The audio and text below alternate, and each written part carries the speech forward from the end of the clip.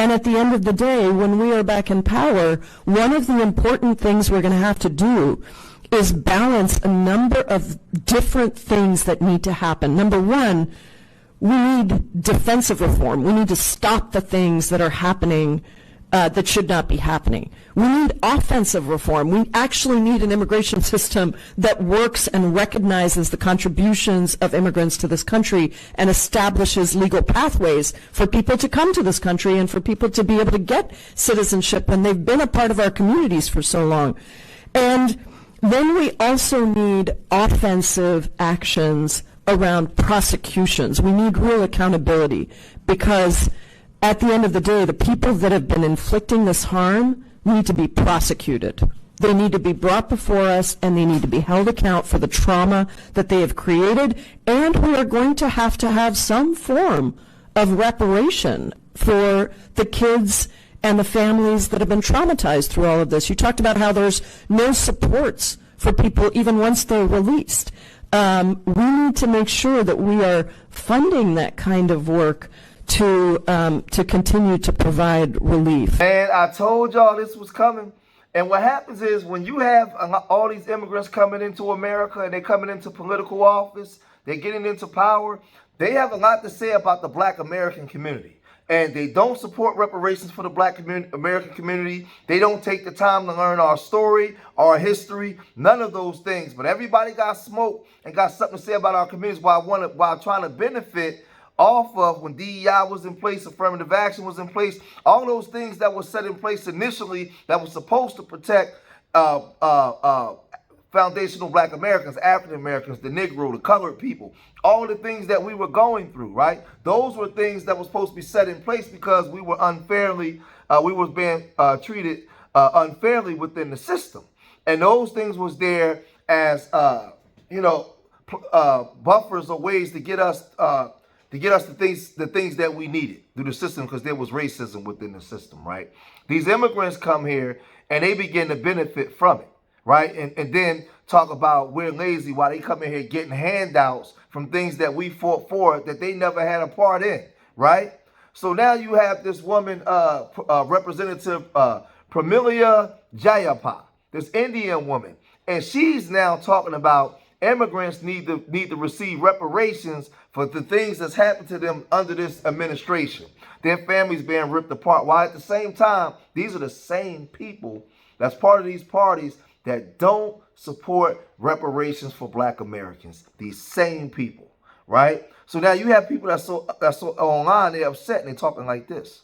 Democrats are calling for reparations for undocumented immigrants. How ICE treated them, they said that they deserve reparations. Listen, anybody deserve reparations in this country. Black Americans should be the first ones to receive reparations, and not just for slavery alone. There's been several Black American communities, successful Black American communities, that have been burned down, destroyed, and the land being distributed amongst white tea people that they enjoy until this day. Virginia, I want to say there's an island outside Virginia called White Man's Paradise. It's somewhere in that area where those white people ran Black people out of the island and took their property and redistributed it amongst other white people. Read that story. That is a terrifying story. So you have situations like that happened after slavery, where they literally took generational wealth from Black Americans and redistributed it amongst white tea Americans. These lands, these property, these resources still exist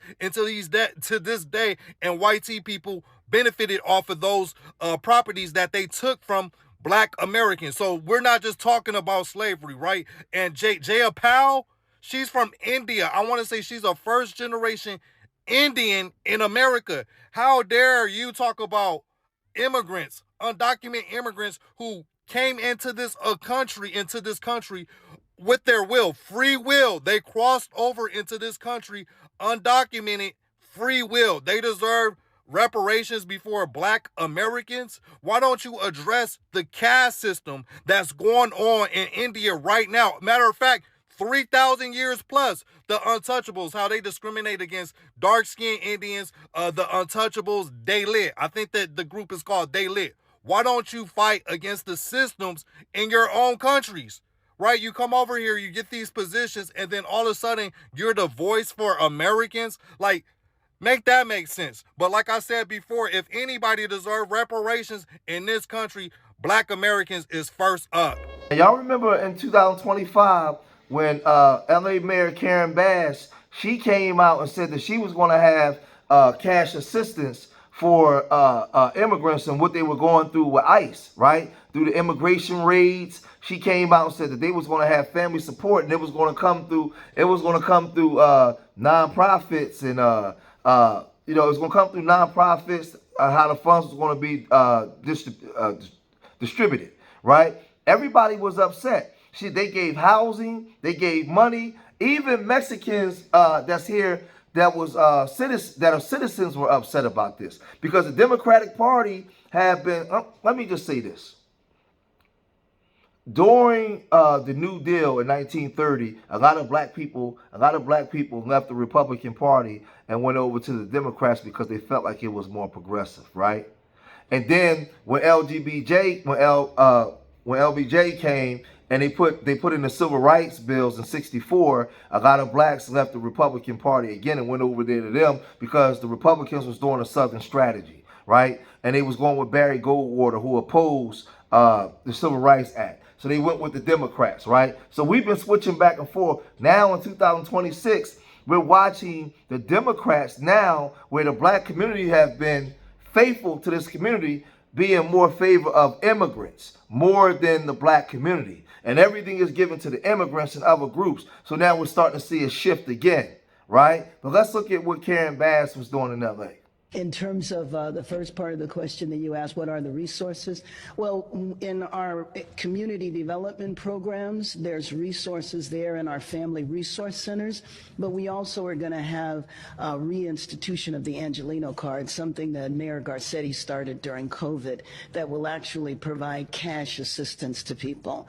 Because, you have people who don't want to leave their homes, who are not going to work, and they are in need of cash. I have met with family members who they needed 2 incomes in order to make the rent.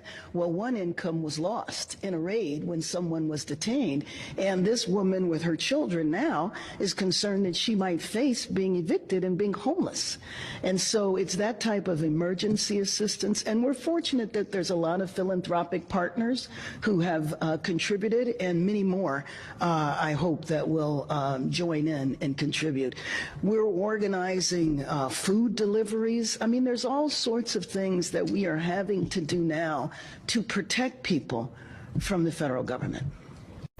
Mayor, thank you for the Division. If you can talk to us about, you say you're bringing back, as part of the program, bringing back the Angelino card. And my question is, how soon and how much? If I'm not mistaken, you said there's going to be cash distribution? Yes, it's a couple $100s. I don't know the exact amount, and this should be available in about a week. In about a week. Any Philanthropic organization.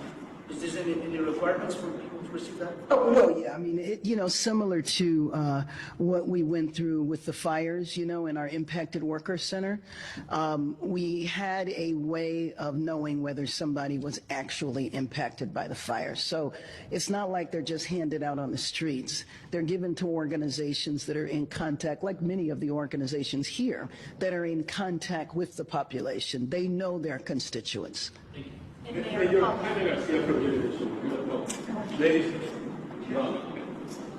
and 2 follow-up questions for my question and his question as well. With those cards, it's 100% philanthropic, or is any of that coming out of the general fund, tax income? I wish we had general fund money for that. No. So the whole internet is in an uproar because, as Foundation of Black Americans, we've been pounding the road, man. And we've been, screaming this reparations. We already understand what happened with Ghana's president now coming to Philadelphia, coming to New York City, coming to these places to actually talk about the transatlantic slave trade. And people were saying that he was doing us a favor because he was speaking from a nation. But he wasn't really doing us a favor. They should have been doing this a long time ago, right? We can speak for ourselves. We have the right to go to the UN to talk about what happened to us with crimes against humanity and what they did to us. The whole world know what happened to us. We are the only ethnic group in the world, that went through a form of slavery that was forced to go back under their oppressors. They was forced to go back under foreign oppressors to prove that you was human, right? They had slavery in South Africa where they were the majority group. Slavery in Jamaica, they still was the majority group. Slavery in the Iberian Peninsula, the Indian Ocean, and all these different places, right? But in America, they claiming that they brought people over from a foreign land to a land and mixed them in with some of the people that was here, where the majority of W folks were enslaving them. Once slavery was over, you had to now go and get jobs and be around these same people that enslaved you. That's never happened in the history of the world, only here. So the atrocities that we went through after slavery, right? At the 100 years after slavery, the things that we went through, right? When the small hats, that protected class, went through what they went through, they was given land and money to themselves. We was forced to go back under our oppressors. That's the story that nobody want to talk about, right? So where you have countless numbers of hangings. But Tariq Nasheed, he also spoke to this, and he came and he said this. See, speaking of tethers, what's her name? That Punjabi Democrat woman, Pramilla, what the hell is her name? Pramilla Jayapal. Did y'all see what she said? She was up here talking about, oh yeah, the family and the children of immigrants, they've gone through so much and they've been disenfranchised and families broken up and people getting deported. So the children of immigrants need reparations. She sat here and said those children of immigrants need reparations. So the Democrats, boy, they're just going to go out of their way to disrespect us. That was to disrespect us, the foundation of Black American grassroots. See, this is why delineation is so important, because these people are playing in our faces. They're going out of their way to disrespect us. They're going out of their way to disrespect us. Excuse me. So what they're trying to do, they're trying to hijack the reparations blueprint. See, reparations, it's not a catch-all buzzword for anybody who has grievance with the government. That word is tied specifically to unpaid debt owed to foundational Black Americans for centuries of our exploited labor. So politicians like Jayapal, they're trying to hijack our specific lineage-based language and claim and use it to cut checks for people who just damn got here. That's an insult to our ancestors who built this country from the ground up. See, whenever it comes to us, they always do line jumping. They always have to do line jumping, because understand, there's supposed to be a racial hierarchy and we're always supposed to be on the bottom. We're supposed to be on the bottom of the racial hierarchy. Everybody is supposed to be prioritized over us, and we're not letting it happen no more. So they're still trying to do this line jumping routine. You see, we fight for tangibles for ourselves, and we get told that our claims are too expensive, or it was too far in the past. And the minute somebody violates a federal immigration law or faces some kind of consequence, the Democrats get ready to open up the damn checkbook. It's real bad in LA. Karen Bass, well, they sit up here and ignore our reparations and then turn around and say, hey, look, we got all types of legal resources for illegal immigrants who come across the border. We got grants for Asian people who are homeless. They play in our faces all the time, family. These are the Democrats doing this. You see? These are the Democrats doing this. So they can't keep pointing the finger talking about the Republicans are the worst, so you got to vote for us. No, no, no. No. And they love to do that fake equivalencies.